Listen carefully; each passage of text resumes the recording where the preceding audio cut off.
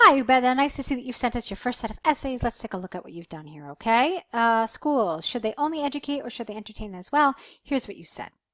Whether schooling focus need to be exclusively on educating pupils is a contentious issue. I truly feel that these institutions should bring some joy into children's formal education. This essay will discuss the benefits of a more enjoyable educational approach with examples of school trips and summer outdoor lectures. Okay, well, the paragraph itself is fine.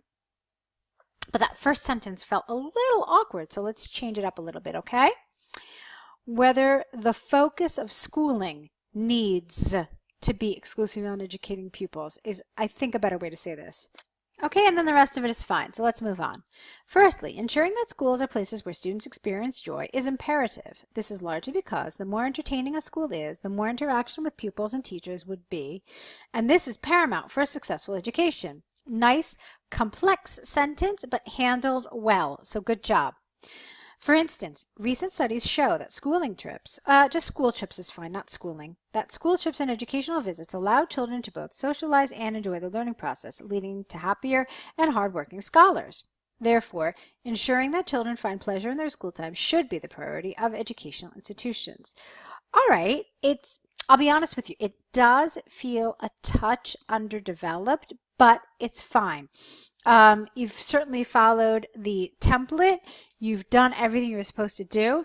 In the future, as you get more comfortable and as you, get more familiar with the template, I would like to see just a little extra extension, okay? But other than that, it's lovely, really, it's good. So you mentioned here that let me explain to you why I say what I say. You said that they allow children to socialize and enjoy the learning process. Okay, and that's lovely. But I really just wanted you to go one extra step further, okay, and telling us how,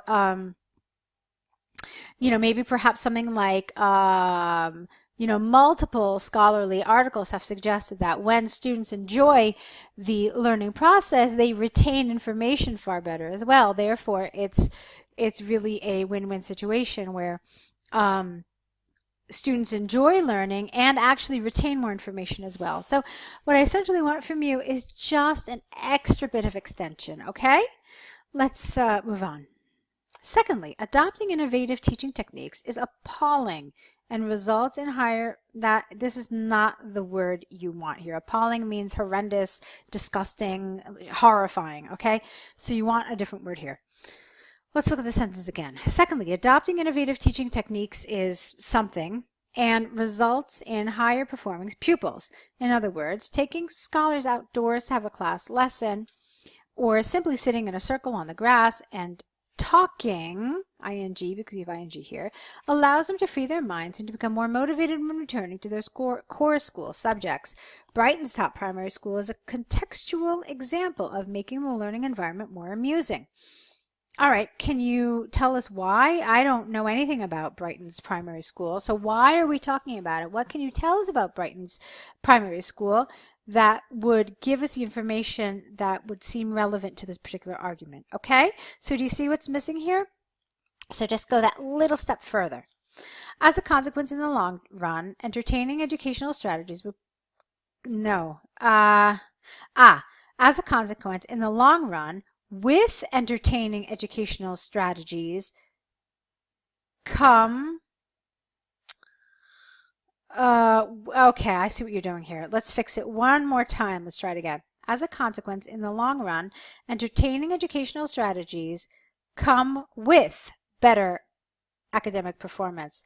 This alongside felt really strange to me. I understand why you wanted to use it, but it didn't sit right in the sentence, okay? To conclude, although some people believe that there is no room for entertainment in schools, I truly believe that these places should embrace more enjoyable teaching methods. If they expect outstanding graduates, it is anticipated that more learning institutions will consider the aforementioned approach. All right, that's lovely. Nice grammar. You've got that conditional here with the result clause first, so that was well done. You handled it nicely. No problems. Now, here, this is something that a lot of people have been doing.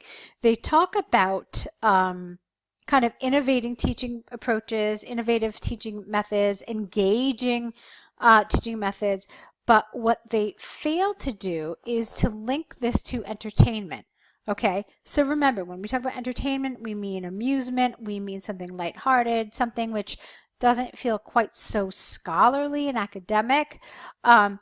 So my idea to you is this, that, you know, you could be outside sitting in the grass, but you could be talking about like, you know, like nuclear physics.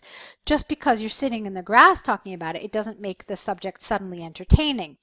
So there's often this temptation to talk about innovative teaching methods and equating them with entertainment, but really we shouldn't. Just because something is innovative and new and engaging, it doesn't mean that it's also entertaining, okay? So that's what I want you to be careful about here. Even though this paragraph was lovely and well executed, this paragraph, again, I mean, remember, amusement, entertainment, fun. That's what we're supposed to be focusing on here, and how schools should incorporate this into the program. Okay, so that's what I want you to think about. Other than that, it was a lovely essay. I enjoyed it. Okay, especially for your first one, it was a good job. So let's look at your second paragraph. Your second essay here. Enjoying enjoyable activity with a child. Okay, here's what you said. It is often challenging to decide what is... Okay, let's fix this. It is often challenging to decide what the most beneficial activity is for one's children. All right, it's a complicated sentence. You made a good effort to do it, but it had a little problem, okay? I agree that engaging them in activities which they actually enjoy is preferable to simply reading. This essay will discuss the reasons for this claim using examples of computerized games and sports activities. Lovely, lovely. Firstly, thanks to electronic entertainment, children can learn, enjoy their pastime, and develop their skill set simultaneously. This is largely because video consoles give them an opportunity to grow. Not grow. It's not. You're not growing plants, so it should be develop, or let's see. Give them an opportunity to develop, give them an opportunity to increase, improve. Any of those words would have been better.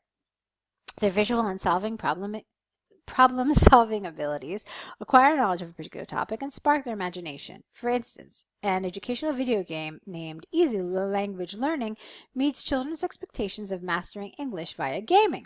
Therefore, not only are learning abilities boosted via electronic gaming. You see, this is a grammatical phenomenon known as inversion, where you have to make it kind of question form in order for the sentence to work grammatically. Okay, but also other vital competences, in contrast to reading, where only intellectual development is arguably noted. Okay, fine. Secondly, physical activities clearly bestow more advantages to a child compared to exclusively reading.